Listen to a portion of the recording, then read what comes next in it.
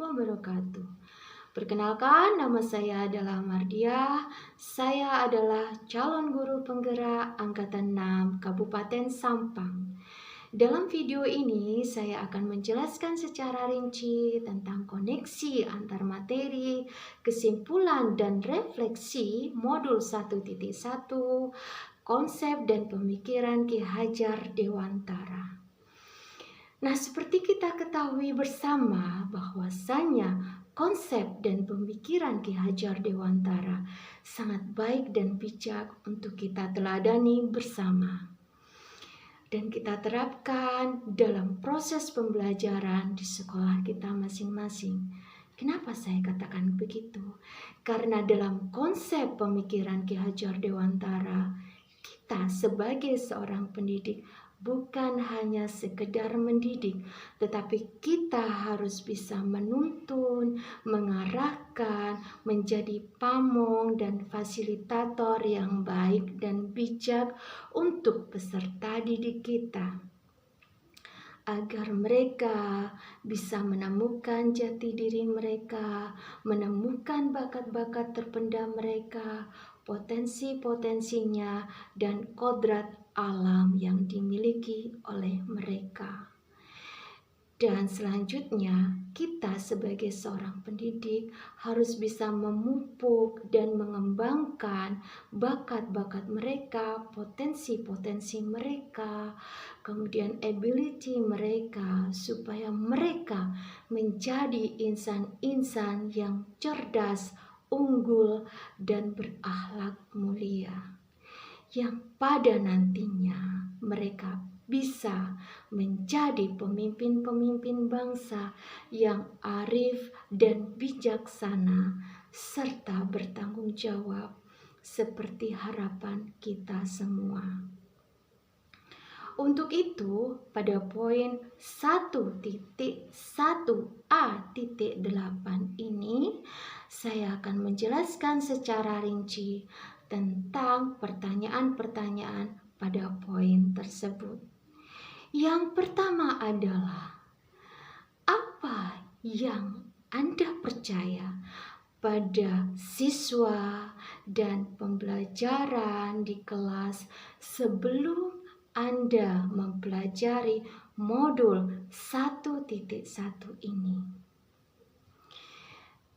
Sebelum saya mempelajari modul 1.1 ini, proses pembelajaran masih menggunakan teacher-centered dan belum menggunakan student-centered learning. Ini yang membuat kita menjadi kesulitan dan membuat siswa-siswa kita atau peserta didik kita kesulitan dalam menggali potensi-potensinya, kreativitasnya, dan daya nalarnya. Yang kedua, proses pembelajaran masih berorientasi pada pencapaian target kurikulum yang sudah ditetapkan.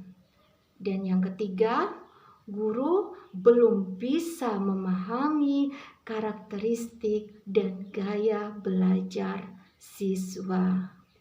Dan yang keempat, guru masih menggunakan metode yang sama pada semua peserta didiknya. Sementara semua peserta didik kita memiliki kemampuan yang berbeda satu dengan yang lain.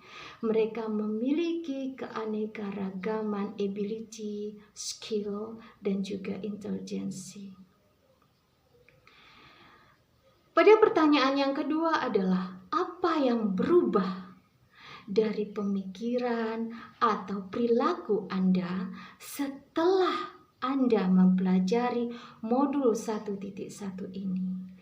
Yang berubah pada perilaku dan pemikiran saya adalah, saya berupaya dengan keras untuk melakukan dan menerapkan metode kontekstual dan student-centered learning. Kenapa? Karena metode student-centered learning ini akan menggali daya kreativitas mereka, daya nalar mereka, dan mereka bisa menemukan jati diri mereka, menemukan ability mereka, menemukan potensi-potensi mereka dengan kontekstual. Dan tentunya disesuaikan dengan kodrat zaman. Yang kedua, saya juga memerdekakan pembelajaran dan pendidikan mereka supaya mereka bisa menggali ilmu, menimba ilmu, mencari dan memperjuangkan apa yang menjadi skill mereka.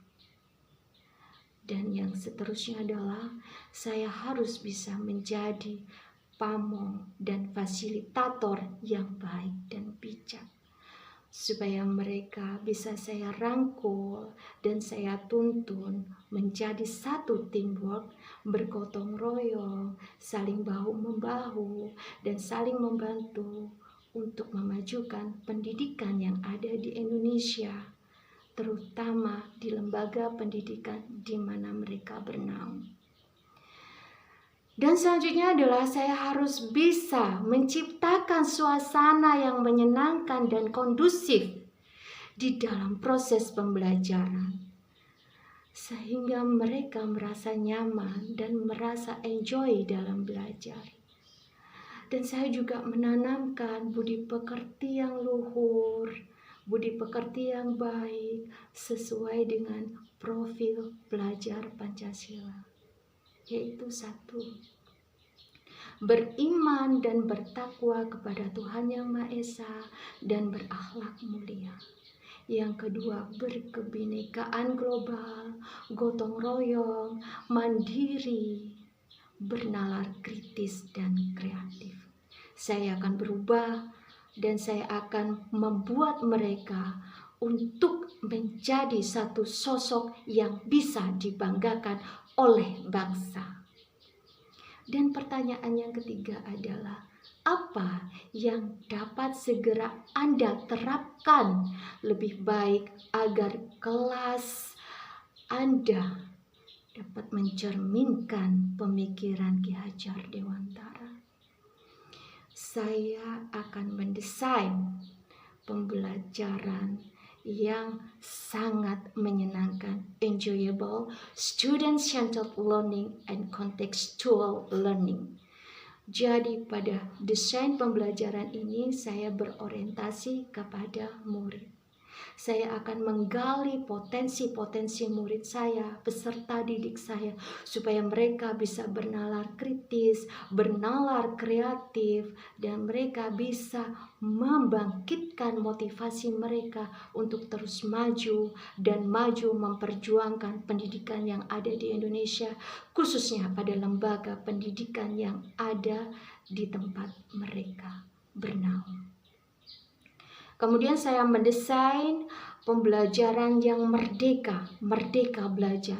Jadi saya mendesain kemerdekaan pendidikan dan pembelajaran sehingga mereka dengan bebas untuk menimba ilmu sebanyak-banyaknya sesuai dengan kebutuhan dan harapan mereka. Yang pada nantinya mereka akan tercetak menjadi sosok-sosok yang berpotensi sangat maksimal, unggul, cerdas, dan berakhlak mulia, tangguh tanpa menyerah pada apapun. Dan kemudian saya juga akan menerapkan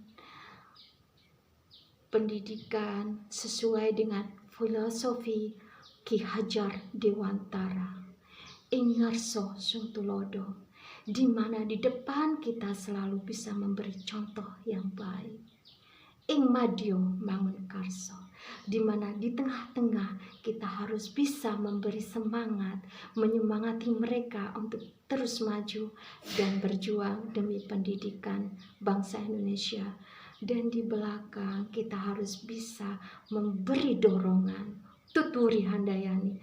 Di belakang kita harus bisa memberi dorongan, support, sehingga mereka terus dan terus maju untuk tetap berjuang memajukan pendidikan yang ada di Indonesia. Dan jangan lupa, saya juga akan tetap menanamkan budi pekerti yang luhur sesuai dengan profil pelajar Pancasila. Saya akan mewujudkan profil pelajar Pancasila pada peserta didik saya, yaitu beriman dan bertakwa kepada Tuhan Yang Maha Esa dan berakhlak mulia, berkebinekaan global, gotong royong, mandiri, bernalar kritis dan kreatif. Dan pada saatnya nanti mereka siap untuk memimpin bangsa, memimpin Indonesia untuk terus maju dan menjadi negara jaya dan berkembang. Terima kasih, hanya itu yang bisa saya sampaikan pada kesimpulan dan refleksi modul 1.1 Ki Hajar Dewantara. Terima kasih. Wassalamualaikum warahmatullahi wabarakatuh.